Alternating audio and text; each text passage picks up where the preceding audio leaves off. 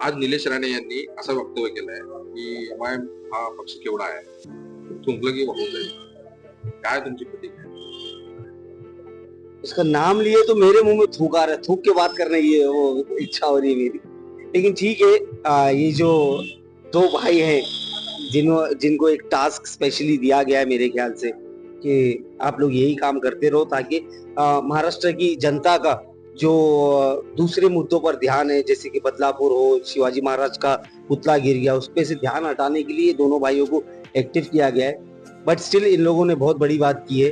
तो नीतीश राणे को तो जवाब हमारे इम्तियाज जलील साहब ने दे चुके हैं और उसका हम लोग उसके लिए 5 दिन बाद मुंबई आने भी वाले हैं मोर्चा लेकर मुख्यमंत्री को सब समझाने के लिए। लेकिन आज जो नीलेश राणे ने बोला है उसमें मैं बस यही बोलना चाहूंगा कि सबसे पहला कसूर आज उस जिसकी कोई लायकी नहीं है, आज उसने ये इतनी बड़ी बात किया है, तो उसमें कहीं ना कहीं मुस्लिम समाज, अल्पसंख्यक समाज का भी है। क्यों? क्योंकि अगर आप लोग एमआईएम के पीछे पूरी ताकत से खड़े रहते और अपनी ताकत दिखाते तो आज उसकी हिम्मत नहीं होती ऐसी बात करने की। लेकिन ठीक है, आप भी पॉलिटिक्स में हो, मैं भी, हम लोग सभी, एमआईएम स्टिल लड़ रही है। आने वाले इलेक्शन में इस नीतीश राणे को हम लोग बखूबी जवाब देंगे। और ये जो थूकने की बात कर रहा है, थूकना तो बहुत दूर की बात है। एमआईएम वाले सिर्फ फूकेंगे तो ये नीतीश और नीलेश दोनों उड़ के चले जाएंगे।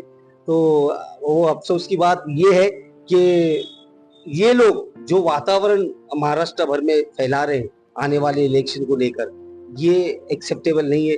मेरी अपील है जो ये इनको जिनको अपना बॉस मानते हैं कि मैं बोलना चाहूंगा कि आप अभी भी जाग जाइए, क्योंकि हमारा पूरा यकीन है कि ये दो पिल्ले जो है ये आपको भी ले डूबेंगे, आपकी पार्टी को भी ले डूबेंगे। अगर आपको बचना है, अगर आपको एक्टिव रहना है पॉलिटिक्स में, तो ये दोनों को बाहर करिए और इनका नामो निशान मिटाइए। वैसे हम लोग सक्षम है इनका आने वाले इलेक्शन में इनका नामो निशान पॉलिटिक्स में से मिटाने के लिए।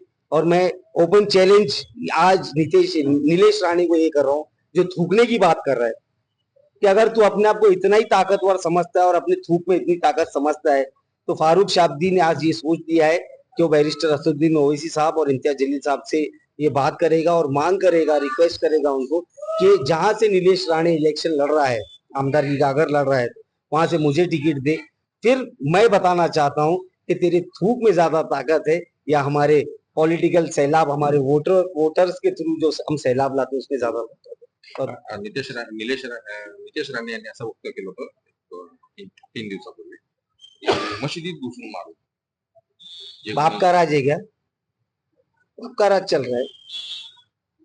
कोई भी आदमी किसी भी धर्म को फॉलो करने वाला हो, वो इसको एक्सेप्ट कभी नहीं करता, चाहे वो मुस्लिम हो या हिंदू हो। मुसलमान कभी इसको बर्दाश्त नहीं करेगा कि मस्जिद में घुस के कोई बंदा आके, और जो मस्जिद में घुस के मारता है ना, वो ना हिंदू होता है ना मुसलमान होता है, वो राक्षस होता है, राक्षस। तो ऐसे राक्षसों से निपटने के लिए अगर मुस्लिम समाज के धर्म स्थल पर कोई हमला करेगा तो मुसलमान सक्षम है, अगर हिंदू समाज के धर्म स्थल पर मंदिरों में कोई हमला करेगा तो हमारे हिंदू भाई सक्षम है उससे निपटने के लिए। तो ये सिर्फ बोलने की बात है, बोलने में और करने में बहुत फर्क होता है। और हमने तो कई सालों से ये देखते हुए आ रहे हैं, सिर्फ भोंक रहे हैं और इनका काम भोंकते ही रहना है। लेट देम भाग, हम लोग हमारा काम करें।